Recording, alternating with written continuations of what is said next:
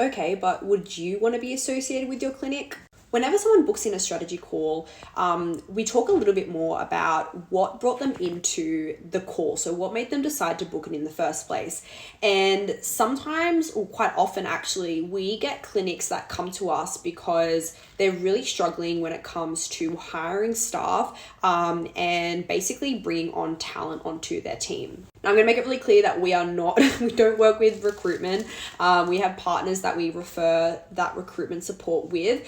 But the one thing that I do want to talk about is the importance in regards to your brand and your business and your social media presence, and how this impacts how a potential employee might actually perceive your clinic to work for. Now, when I was doing my psychology degree, there was 3 clinics across Australia that I considered being like, okay, I would definitely work there. The reason why is because they had a really gorgeous social media that I felt like I wanted to be associated with.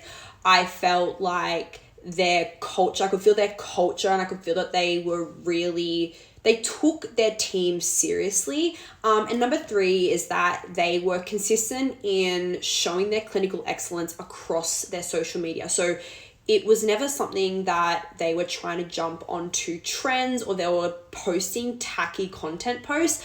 I really felt quite strong, and I believe that they would be the best company to develop my skills. Now, instead of going down that path, I did decide to go down the media pathway, but I digress. So if this sounds like something that you relate to, then the first thing that I would look at, do I feel proud of my clinic's brand and social media presence? I think a lot of the time when it comes to posting on social media, a lot of clinics will look at what other clinics are doing, and it kind of becomes this repeat of trends and trying to go viral, and then trying to speak to other clinicians instead of thinking about how can we best support potential clients or people that we do actually work with.